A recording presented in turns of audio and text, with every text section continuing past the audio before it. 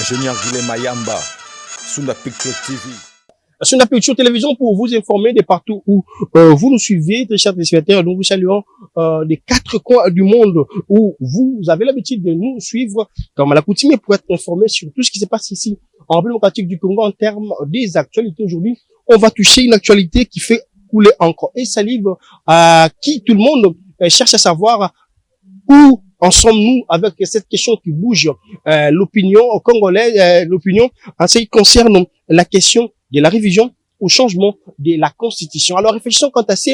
Le parti au pouvoir, l'UDPS, organise à ces jours une série d'activités ou des assises pour essayer de réfléchir sur la Constitution qui est la loi fondamentale que nous utilisons actuellement pour essayer de parler à la question qui parle du changement ou révision constitutionnelle. Nous sommes à Kinshasa, au centre catholique Nganda, où l'UDPS débute avec les assises des commissions de réflexion sur la Constitution, une activité qui sera lancée par le secrétaire général Ideo Bizibou, question pour donner l'occasion aux élites de l'UDPS de penser sur la Constitution pour regarder les questions de l'actuelle Constitution et quoi faire pour donner la particularité ou donner la différence avec la Constitution que les Congolais va être satisfaits en ce qui concerne la loi fondamentale du pays. Alors, en attendant la mise en place de la commission pluridisciplinaire que le chef de l'État avait annoncé concernant la question du changement ou révision constitutionnelle, l'UDPS a déjà commencé de réfléchir sur le point ou de pistes de solutions pour cette constitution-là que les Congolais attendent ou pour la qualité ou le genre de la constitution et qui sera écrite par le Congolais pour éviter celle que nous utilisons aujourd'hui qui est très belligérant. On entre ensemble avec vous ici, juste derrière moi, au centre catholique Ghana pour voir comment est-ce que ça va se passer et puis on se retrouve tout juste après. C'est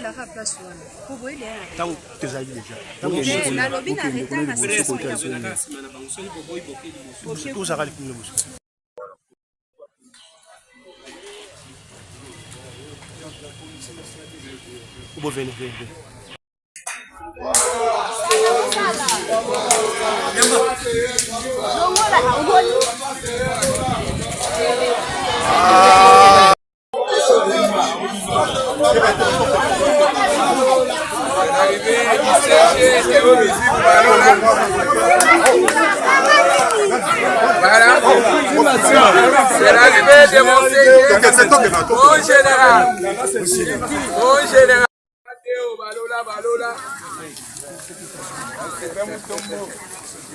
Avocat des opprimés.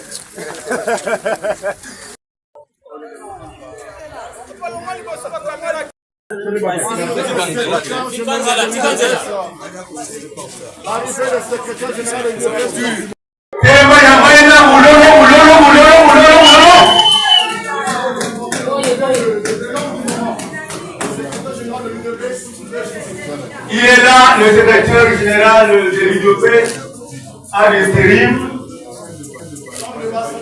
Oya kunoabiso na congrès. Oya kubocha biloko ya sika ya kitoko pour la réorganisation de ce grand parti.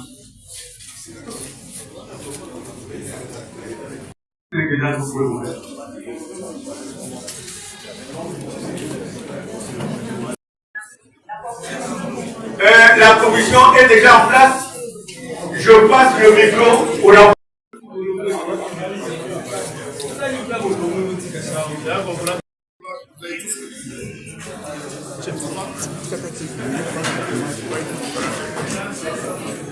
Votre attention, s'il vous plaît.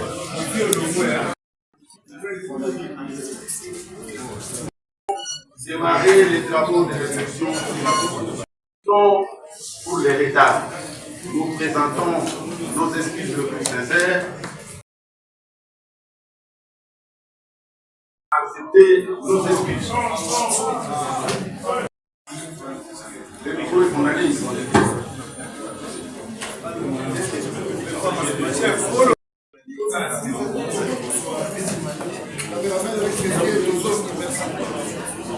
Monsieur le secrétaire général, du Congo, qui vont se dérouler pendant 6 jours, c'est-à-dire du 20 au 25 janvier 2025, pour la réforme constitutionnelle adaptée aux réalités politiques, juridiques, sociales, proposer des mécanismes pour renforcer la séparation du pouvoir et la responsabilité des institutions, formuler des recommandations pour une décentralisation efficace et efficiente.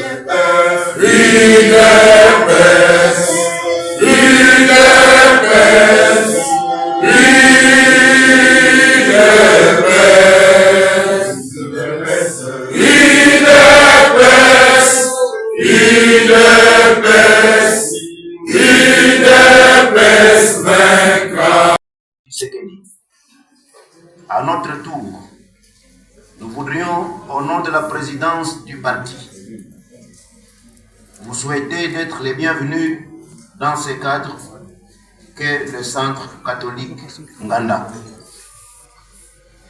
Étant en début d'année, l'occasion faisant le larron, nous formulons à chacune et à chacun d'entre vous les vœux les meilleurs pour 2025, plan nouveau. Notre ennemi ADF, le pays continue de pleurer et d'enterrer ses morts dans la région de Beni en particulier et au Nord Kivu en général.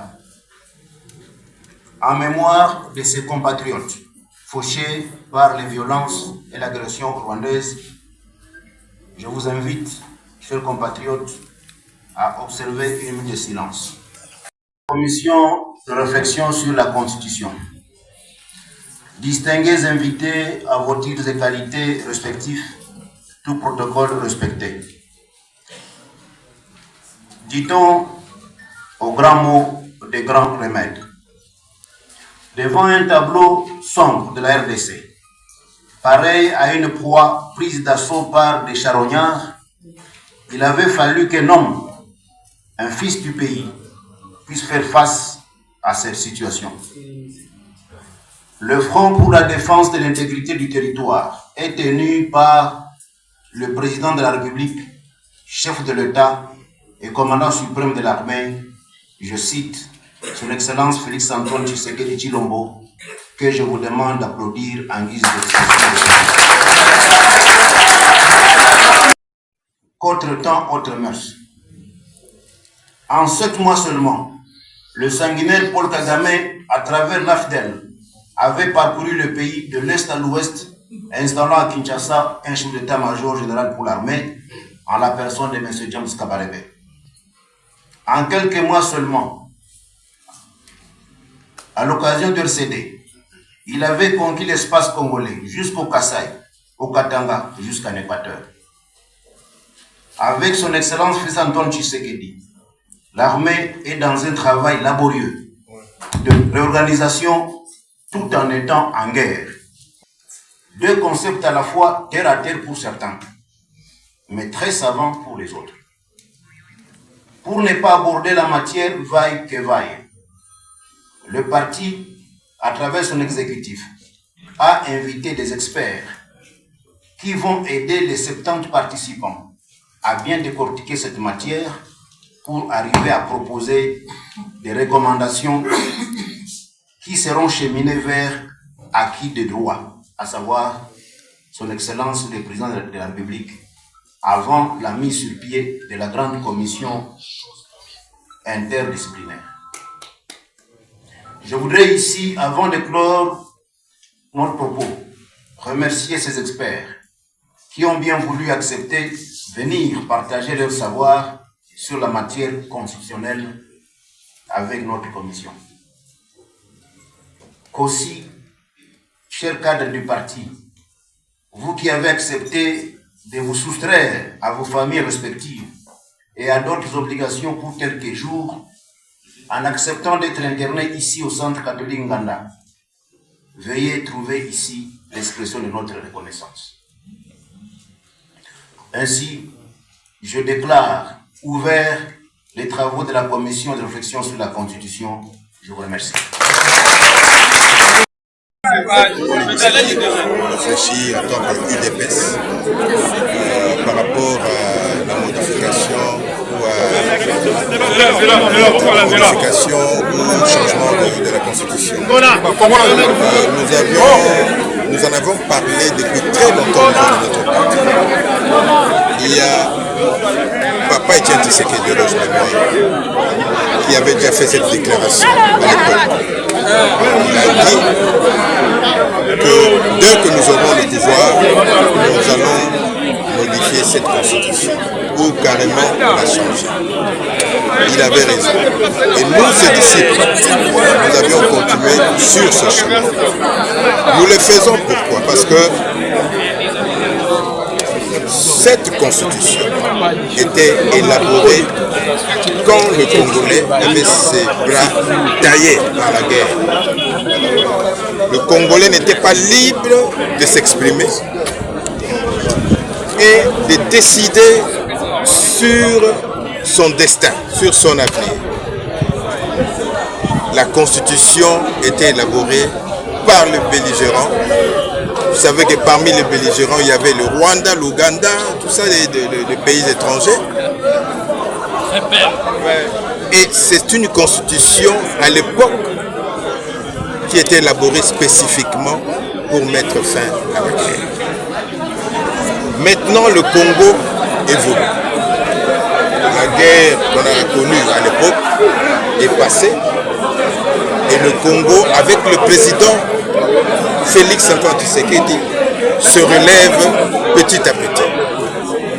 Nous nous sommes dit, pour prendre notre destinée en main, nous devons avoir deux lois, des articles dans la Constitution qui privilégient le Congolais lui-même.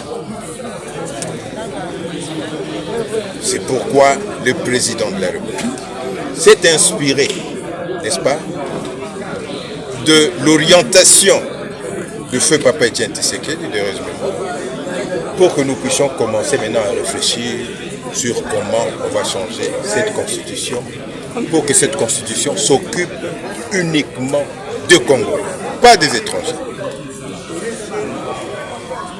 Nous sommes en train de nous battre maintenant pour que le Congo se réveille. Il y a la guerre, bien sûr, à l'est du pays. Des gens qui veulent nous tirer en bas. Mais avec le président Tshisekedi, nous sommes en train de nous battre. Le combat est à l'est du pays, mais le combat est aussi ici. Il faudrait que nous puissions changer cette constitution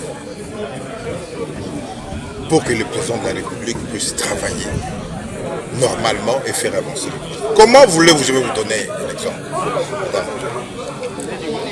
Dans un pays où vous avez un gouverneur qui représente le président de la République en province, élu par le député provincial, moyennant peut-être de l'argent, tout ça, parce que moi je suis député, j'ai vécu, je suis allé battre campagne à l'intérieur du pays. Moi-même, j'ai vécu cette corruption, que ce soit au niveau du gouverneur, que ce soit au niveau des sénateurs.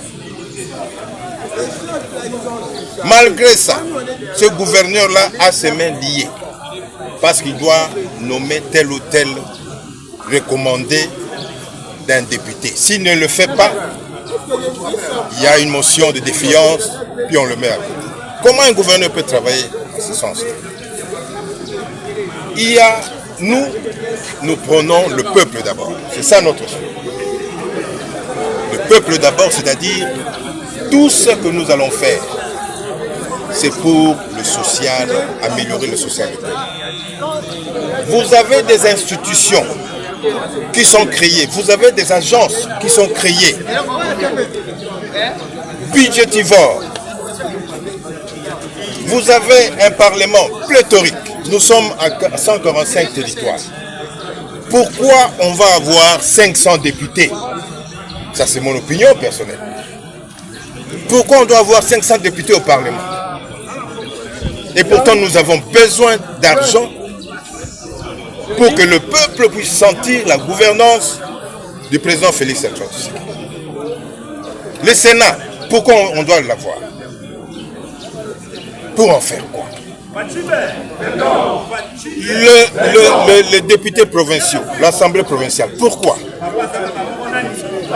Ne parlons pas des agences qui sont créées par-ci par-là, qui sont budgétivores. Nous avons besoin d'argent à cette époque pour que nous puissions bien gérer notre pays et que le peuple en profite. C'est ça le peuple d'abord. Les gens qui viennent pour rançonner le peuple congolais, parce que moi je suis député, je peux le dire ici, les gens qu'on engage comme experts pour venir ici au Congo, travailler, ils ont vécu ailleurs pendant très longtemps, ou bien ils viennent de FCC. Au lieu d'aider le président de la République, ils se mettent à prendre l'argent du peuple congolais. Pour qu'à la fin, le problème tombe sur l'UDPS et le président de la République. C'est pourquoi, moi je l'ai toujours dit dans mes interventions, en 2028, avant que ces gens de FCC ou bien ces experts puissent rentrer, il faut qu'on le contrôle. Il faut qu'on puisse faire des audits de ce qu'ils ont acheté, soit en Europe, soit ici, le comparer à leur salaire. On est informé de beaucoup de choses. Et moi, je ne voudrais pas qu'aujourd'hui, que l'UDPS puisse payer la facture de tout cela. C'est pourquoi nous allons défendre notre parti et nous allons défendre le peuple congolais. Donc, ce que je dis ici, il faudrait que la constitution de notre pays et les lois de notre pays puissent répondre au social du peuple congolais. L'État veut d'abord le bien-être du Congolais. C'est ce qu'il faut souligner.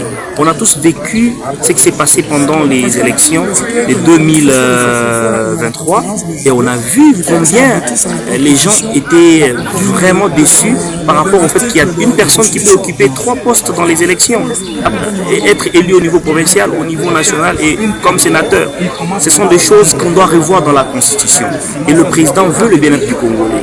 En dehors de cela, voyons par exemple la loi qui parle de vote d'un gouverneur ou du gouverneur. Nous voulons par exemple donner le pouvoir au chef de l'État de nommer les gouverneurs parce que les gouverneurs sont des représentants du chef de l'État dans les provinces. Donc il est hors de question de parler des 3e mandats pour le chef de l'État. Merci. Cette pensée ou la volonté, n'est-ce pas, du chef de l'État, cette vision du chef de l'État qui constitue, n'est-ce pas, revoir notre constitution, est-ce qu'il faut une révision ou un changement avec des termes, des mots techniques, des mots appropriés? Nous allons pendant 6 jours réfléchir et apporter un cahier de charges selon, n'est-ce pas, la compréhension l'IDPS et nous allons l'amener auprès de l'autorité de référence du parti, le président de la République, qui va, n'est-ce pas, les soumettre et voir comment est-ce que ça va bénéficier pour toute la nation. Vous traitez la constitution actuelle des belligérants. Pouvez-vous nommément citer ces personnes, les belligérants, qui ont participé à la rédaction de cette constitution? Je ne sais pas ici être l'historien, votre historien, mais vous les connaissez mieux que moi. En 2003, il y a eu San City. Vous connaissez qu'il y a eu AFDEL dans cette nation. Le Congo a été divisé, Mobutu a été chassé, vous connaissez très bien.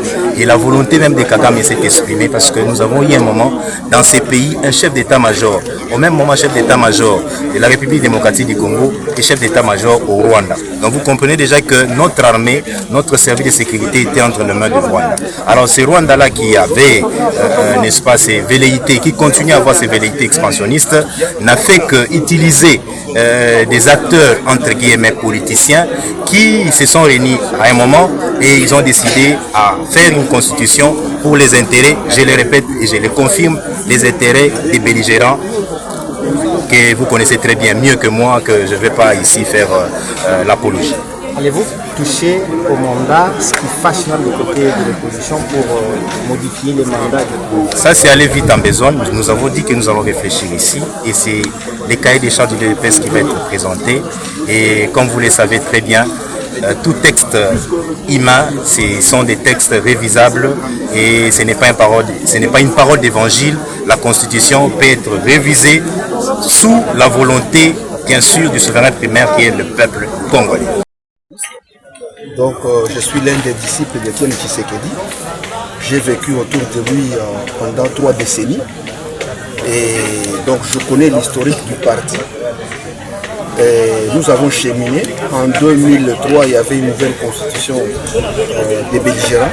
Vous vous rappelez que nous n'avons pas participé au référendum populaire parce que nous, on se disait déjà que la constitution des belligérants ne pouvait pas développer le pays. Et donc c'était un sacrifice énorme que nous avons décidé de lever parce qu'il fallait sauver la nation. Évidemment, on avait beaucoup de chats fouettés pendant cette période de lutte. Il y avait d'une part la constitution, de l'autre la reconquête du pouvoir, arracher le pouvoir du 1+4. Et nous sommes arrivés en 2011 où on n'avait plus le temps que de participer aux élections. Vous connaissez les résultats, vous savez comment ça a évolué. Et donc pour nous les Tshisekedistes, c'est vraiment un moment propice, c'est opportun de pouvoir changer la Constitution. Moi, je ne blague pas, nous sommes ici dans le débat. Il y a ceux qui soutiennent la révision de la Constitution, mais moi je soutiens le changement de la Constitution. Pour plusieurs raisons. D'abord, la souveraineté du pays est à caution. Quel est ce pays? Nous disons que c'est notre pays, mais l'on vous demandera la superficie de la République. Elle n'est pas affirmée et confirmée dans la Constitution. C'est une entorse. Vous allez me dire que c'est rien, mais c'est beaucoup. Parce que, vous savez, les intentions de la communauté internationale d'organiser le pays, nous risquons d'avoir un pays où on est en train de grignoter du terrain, comme ça, sans savoir comment défendre la nation. Et donc, on commence par confirmer la superficie de la République. Et puis, il y a beaucoup de questions de souveraineté et de nationalité, parce qu'on a parlé de binationaux. Ici, chez nous, les binationaux n'ont pas le droit de se déclarer congolais, parce que la nationalité congolaise est une exclusive. Mais que nous disons, il n'est pas question d'exclure les Congolais, parce qu'ils ont pris une nationalité qui n'est pas la leur. Non, on doit considérer qu'ils sont congolais d'origine, qu'ils ont donné cette nationalité. Donc nous prenons également la double nationalité, ou même plusieurs nationalités, ça dépend. Mais à une différence, parce que moi je suis l'écrivain, je connais la conséquence de cela, à une différence qu'on devra mettre dedans, et je vais défendre cela également, c'est de dire oui à plusieurs nationalités pour les Congolais, mais à accepter les nationalités des pays voisins. Vice versa, que même les voisins qui veulent prendre notre nationalité, si c'est un problème sérieux, on pourra revenir sur l'exclusivité. Vous abandonnez votre nationalité, vous prenez la nationalité congolaise, on vous acceptera. Mais qu'on ne mélange pas nos voisins avec notre nationalité. Et ça pourra prendre du temps que ça prendra. Peut-être nos arrière-petits-enfants peuvent revenir sur ça. Et donc il y a des questions de gestion de la République comme la gouvernance des provinces, vous le savez. Toutes les provinces ont été bloquées depuis que nous sommes au pouvoir. Pas du temps de Kabila, parce que nous, c'est la démocratie. Et quand c'est la démocratie, le chef de l'État ne peut pas intervenir dans l'Assemblée provinciale. Même si à l'époque, le pouvoir PPRD le faisait, nous, on ne le fait pas. Et on est bloqué du coup. Et donc, nous allons revoir ces choses en disant, par exemple, on laisse au magistrat suprême, qui a été élu par le peuple souverain, de désigner le gouverneur, qui ne sont peut-être pas originaires. Tout ça, c'est des débats. Et tout ça, je n'aimerais pas que les Congolais continuent à minimiser la question de changement de la Constitution. Et cette question des traités, parce qu'on a parlé de l'article 217, 218, cette question des traités, elle est capitale. Elle ne serait pas importante si et seulement si on est sûr des personnes qui doivent nous diriger. Je donne l'exemple. Kabila est arrivé au pouvoir. Nous, on n'était pas sûrs de lui. Je suis désolé, l'UDPS n'est pas sûr de lui. Mais il y a des Congolais, malheureusement, qui l'ont soutenu. Il a présidé, il a été mis à la tête de la République. Et c'est lui qui a favorisé cette constitution, avec cette question des traités, après qu'il signe le traité avec le M23, avec le Rwanda, avec le Burundi, avec la communauté de l'Est. Et aujourd'hui, ça nous colle à la peau. Si le M23 continue à crier, c'est des choses qu'on a faites. Mais dans la souveraineté populaire, une fois qu'on change la constitution, cette histoire de traité n'existe plus parce que vous savez, les traités à l'international ont plus de valeur que la loi interne. Et donc, si nous changeons la constitution, c'est fini ces traités-là. On va commencer maintenant à revoir traité par traité, qu'est-ce que nous acceptons, qu'est-ce que nous n'acceptons pas. Donc, on ne peut pas faire la guerre de la constitution parce qu'il y a des pays qui n'ont pas de constitution, comme la Grande-Bretagne, il n'y a pas de constitution. Ça existe et ils vivent, il n'y a pas de problème. Mais hélas, il faut avoir des personnes qui peuvent diriger la République. Nous, l'UDPS, notre souci, nous avons lutté avec Étienne Tshisekedi. Notre souci maintenant, c'est de nous faire remplacer par des gens qui ne vendront pas la République. Et que ça, nous allons mourir, mais nous allons changer cette constitution. N'en déplaise à qui que ce soit. Parce que ça a été dit en 2003, 2004, 2005, 2006. Rappelez-vous, il y a eu des morts d'hommes. Des gens qui sont morts pour demander que cette constitution ne puisse pas passer, que ce référendum soit organisé après qu'il y ait eu une concertation avec les vrais représentants du peuple. Donc vraiment, je suis désolé, je ne suis pas dictateur, je suis fils d'Étienne Tshisekedi, démocrate, j'accepte la contradiction et nous sommes ici pour la contradiction. Ça commence à l'interne et puis on va présenter à l'autorité, à la haute autorité de référence du parti, les résultats de nos réflexions et nous irons encore nous battre au niveau national, au niveau des partenaires politiques à l'Union sacrée et ailleurs. Et donc ce n'est pas encore, ça ne s'arrêtera pas ici, nous irons très loin pour nous défendre. Et tous les Tshisekedistes qui nous écoutent, je crois qu'ils vont s'aligner sur notre voie parce que notre maître, Thérèse Mémoire Étienne Tshisekedi, il l'avait dit, aussitôt au pouvoir, on changera la constitution. Pourquoi ne pas la changer? Si on ne la change pas, on a trahi la mémoire de notre maître. Ingénieur Guilhem Mayamba, Sunda Picture TV.